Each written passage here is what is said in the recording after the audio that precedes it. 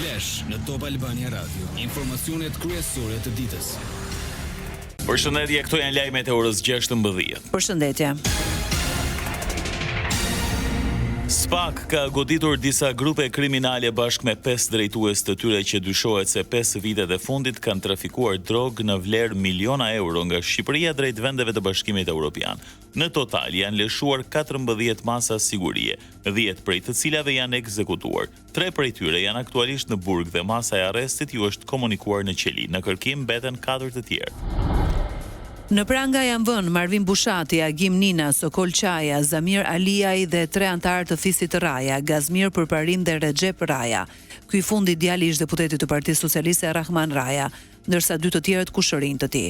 Gjatë kontrolleve në banesat e Rajave, policia sekuestroi 430.000 euro, 415.000 ishin në euro, ndërsa pjesa tjetër lek dhe dollar. Po ashtu u sekuestruan automjete dhe një orë Rolex. Aktualisht në burg ndodhen Islam Sefa, Aldo Gjini dhe Jani Çavo, ku edhe ju është komunikuar masa tjetër e arrestit. Në kërkim janë Ervis Shuli, Bujar Sefa, Hajdar Sefa dhe Vidan Baroku, të cilët dyshohet se janë jashtë vendit. Një 42 vjeçar nga Vlora është arrestuar në portin e Durrësit pasi policia e gjeti në autobusin që ai drejtonte 92 gram kokainë. Bizhuteri të dyshuara Flori, 29.000 euro dhe një pistolet. Të gjitha u sekuestruan si prova materiale, ndaj tyre rëndojnë disa vepra të rënda penale, përfshirë trafikim narkotikësh, trafikim armësh, kontraband dhe pastrim parash. Hetimet po vijojnë. Pronari i biznesit të reklamave në Shkodër, Lulzim Mehmeti, ka deklaruar para policisë se nuk ka pasur konflikte apo kërcënime që lidhen me vendosjen e tritolit mbrëmjen e djeshme. Policia ka sekuestruar kamerat e sigurisë ku shihen 2 persona të rinj me motor që vendosin lëndën plasëse dhe largohen me shpejtësi. Hetuesit dyshojnë se autorët mund të jenë të paguar, ndërsa pistat e konfliktit mbeten të hapura. Hetimet për ngjarjen vijojnë. Top Albania Radio. Pasi policia e Tiranës referoi në prokurori rastin e mbrëmjes së dieshme ku Adriatik Lapaj dhe antarët të partisë së tij kishin ngritur përpara godinës së kryeministrisë Çadra kampingu për të kaluar natën, ka reaguar live në rrjetet sociale. Kryetari Shqipëria bëhet. Lapaj thotë se ky procedim është një dekorat në gjoks për të dhe se kjo nuk e intimidon, ndërsa bën thirrje qytetarëve për të grumbulluar pas ditën e sotme në nxyrën e Ramës në protestën e nisur 2 ditë më parë. Kryeministri Edi Rama në një takim me sipërmarrës dhe ekspert ndërkombëtar theksoi se realiteti i Shqipërisë ka ndryshuar duke vendosur vendin si shtyllë stabiliteti dhe ekonomi në rritje. Rama përmendi hapjen e kapitujve me Bashkimin Evropian, dyfishimin e buxhetit, rritjen e turizmit dhe transformimin digjital, duke thënë se reformat sot janë praktike, jo premtime.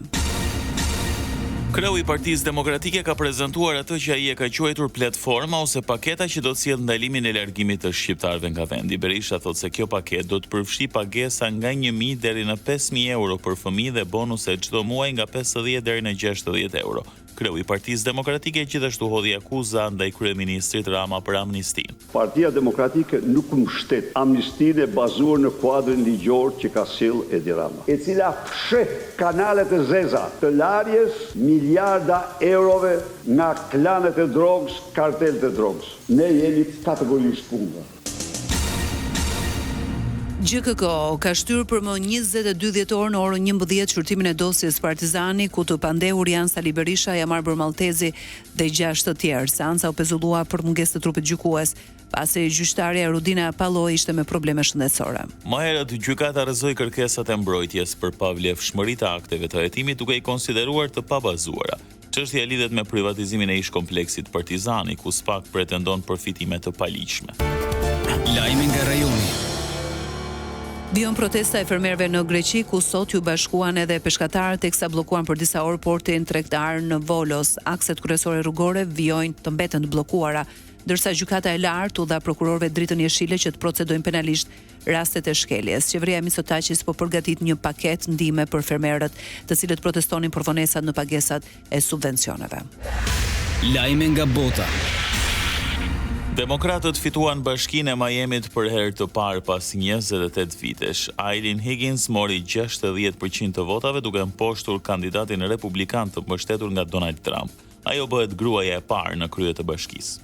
Fitoria shton serinë e sukseseve të opozitës në zgjedhjet lokale në Shtetet Bashkuara të Amerikës. Pjesëmarrja në Miami ishte vetëm 20%, ndërsa Higgins premton qeverisje etike dhe rezultate konkrete për qytetin.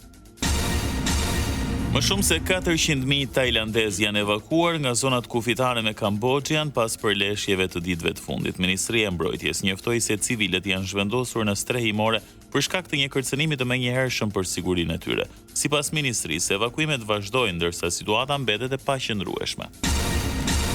Korea e Jugut ka dërguar paralajmërim zyrtar ndaj Kinës dhe Rusisë pas hyrjes së aeroplanëve të tyre në zonën e identifikimit të mbrojtjes ajrore të Seulit. Ushtria koreane jugore ka dislokuar aeroplan luftarak për të përgjigjur ndaj çdo sulmi të papritur. Pekini dhe Moska thonë se fluturimet ishin stërvitje rutine. Incidentet e tilla përsëriten që nga viti 2019 duke shkaktuar tensione të vazhdueshme në rajon.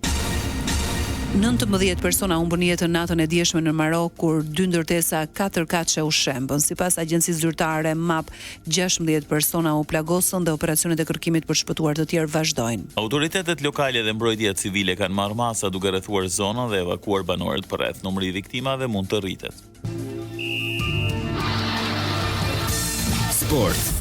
Trajneri i kombëtares shqiptare të futbollit Silvinho ka folur për arritjen historike të Shqipërisë në play-offin e Kupës së Botës. Sipas tij, ëndra e të gjithëve është që Kuqezin të marrë një bilet në turneun që zhvillohet verën që vjen nga 11 qershori deri më 19 korrik në SBA, Meksik dhe Kanada.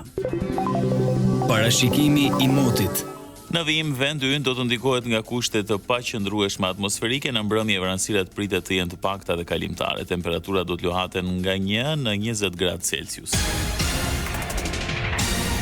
Ndoqet një përmbledhje të zhvillimeve kryesore të ditës. Edicioni informativ i radhës është në orën 17. Unë jam Erselda Doko. Unë jam Edi Hallaçi. Kjo është Top Albania Radio.